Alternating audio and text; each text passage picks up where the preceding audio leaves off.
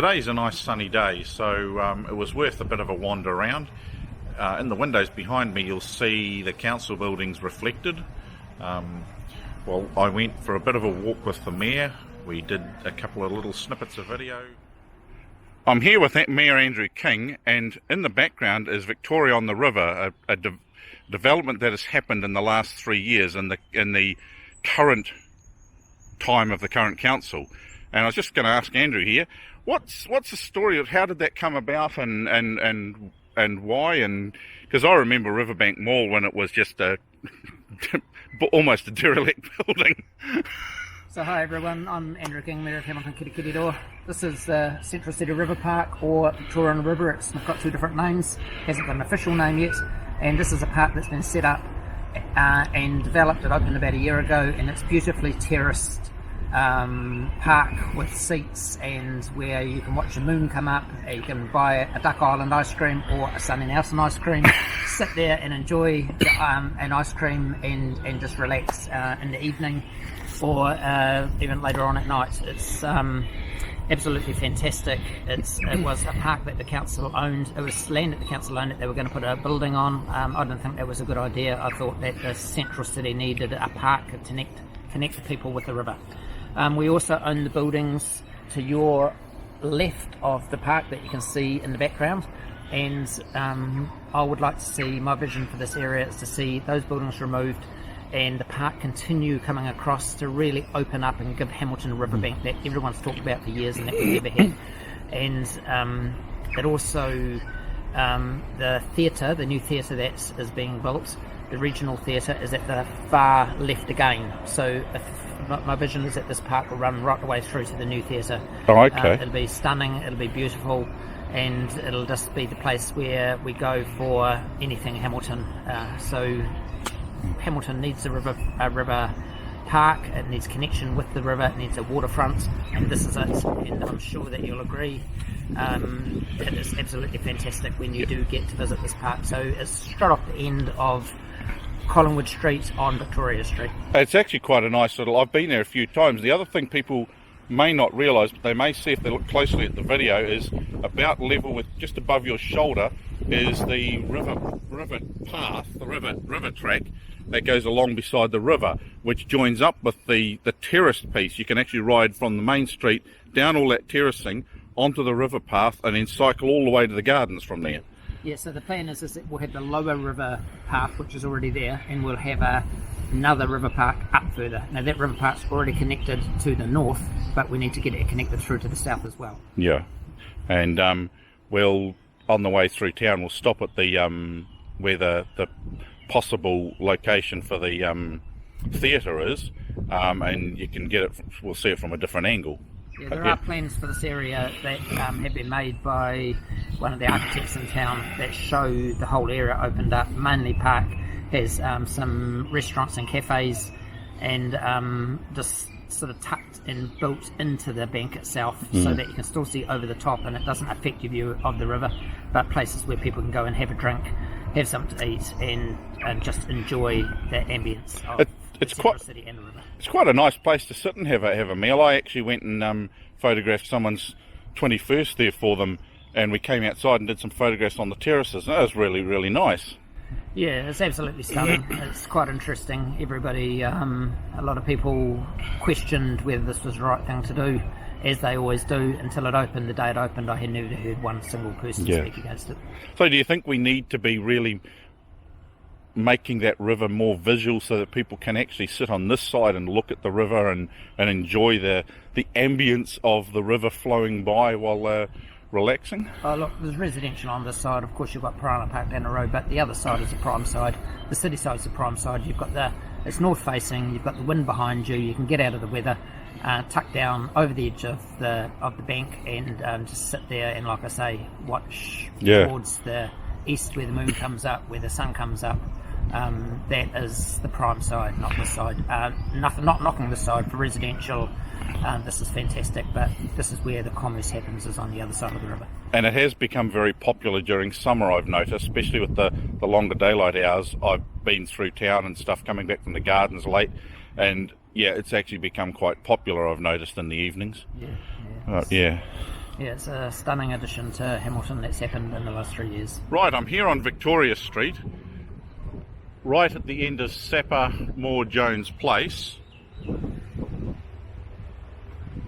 Talking to the Mayor about, right behind him is the site for the new theatre, and which admittedly even I wasn't 100% sure exactly where it was going to be until just recently.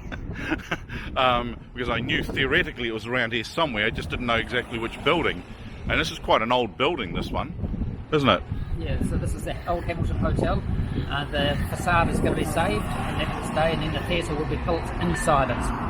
Momentum are running the project, not the council. The council's put $25 million into it, and other councils around the outside of Hamilton have put $5 million into it. So all the money's been raised apart from the last $10 million that the central government is working on bringing in as a donation, and that will finish off. That'll take us to $73 million, and we'll have the money to be able to start building this theatre at the beginning of 2020, which is about 6 months away.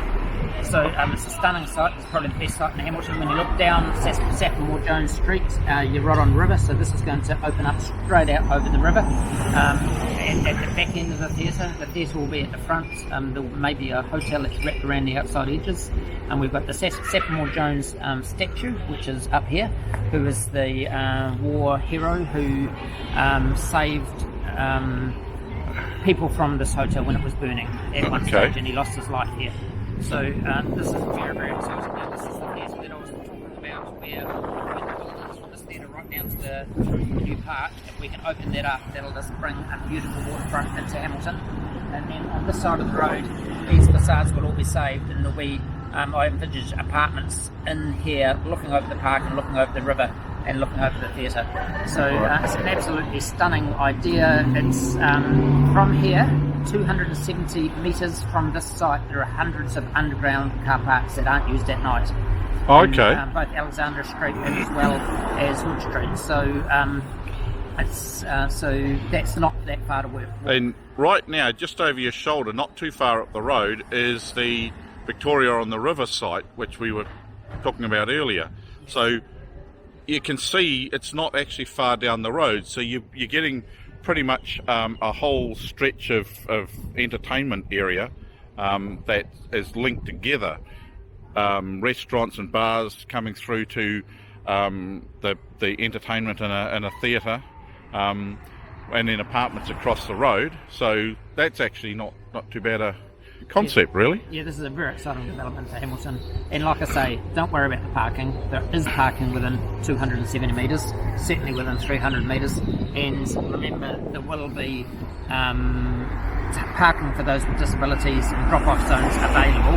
So that will all be catered to as well. So this is a stunningly exciting concept that has come across 2 councils. It's not just this council, it was a council before. So it's been over about a 6-year period. Okay. And there'll be a 3rd council after this one that will also pick it up. So the whole project will be 9 years and 3 councils, but we're coming to the end of that now. Okay, cool. Now the other thing that's happened actually in this current council is the 2-hour free parking. Yes. So, which if I move very carefully we can just see. Get your camera here to one of these old meters. Don't get sucked in. Don't put your money in this meter. You get 3 hours free parking anywhere in the CBD on any 24-hour period. And the concept is we want people to come in, we want people to park here for free, we want people to enjoy the shops. If you're coming in to watch a movie or for a meal and you're here for more than 2 hours, don't park on a meter. Go straight to an underground car park or one of the car park buildings that we have here. Cool.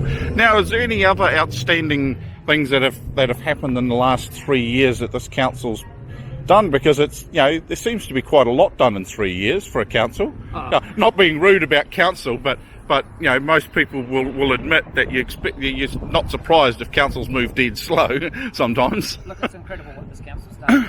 This council, the central government put up $80 million so that we can put a train from Hamilton to Auckland, and it's properly done. The carriages are fitted out to a high level. There'll be Wi-Fi on the carriages. There'll be a tea and muffin service. There'll be a bar service, and it's just fantastic that that train is running. That money is money from central government that our ratepayers have had to pay. It's coming from the government, as I said. Cool. There's also been a large amount of money put up to open up Peacock as well, to get the bridge over the river. Peacock is a subdivision in our south. It's going to have 8,000 sections plus in there, and it is our new big subdivision. I'll bring sections in Hamilton over the next 20 years. So we've also, this is the first council in New Zealand, we've made buses free for our disability community. Anyone with a disability, either physical or mental, rides the buses for free now, anytime. That's cool. We also have made buses free on any non-school days for those 18 and under. People talk about looking after the environment, decluttering the roads. Well, make the buses free. The buses are run by regional council. They've already been paid for. You're already paying the bus driver, and you're already burning the diesel. Well, the buses driving around empty. Well, you might as well make them free and do some good for the environment and declutter the roads. So we want to, my vision with others from council is to roll this out on a bigger scale and make the buses free for everybody all the time outside of rush hours. So we can't do it during rush hours, because if we did that, we'd have to buy another fleet of buses. That will cripple, that will cost the ratepayer, but we can largely do it without a cost of ratepayer much at all. Also, there's a savings on the damage to the roads by having a lot less cars on the roads than we have with buses. We won't have to upgrade the roads like we do, won't have to make them wider, won't have to put new roads in, so there's a lot of immeasurable things that go with this concept as well. And the other good thing with it is it encourages people to use the buses, because once you realise the bus system is actually regular, you can count on it, it gets you to where you want to go, you can then start relying on it. It's like anything like this. A lot of people might be dubious to start with, but once it becomes reliable and you know you can use it, then people start looking at leaving their car home. Or, okay, we're in the Waikato, it's not like some places, but people tend to leave their car home more. Maybe even some youngsters might grow up and not actually see a need for a car. I know people in Wellington, for instance, who don't actually own a car. They only lease one during the holidays when they're likely to go driving somewhere. Yep. Now look, just to wrap it up, one other thing I want to say is that the election results came out today as to how close it will be for the mayor. There are 3 people running for mayor, and it's going to be a very, very close race. With the survey that got done that was released in Waikato Times today. So I just encourage every one of you to get out there and vote. The survey said that 47% of people have made up their mind who they're voting for, and only about a quarter of people have voted. So as I say, get out there, vote, and have your say in this election. So araha, kiri kiri rā, grow Hamilton, love Hamilton, vote Andrew King for mayor. Beauty. Thanks very much for your time. Thanks guys.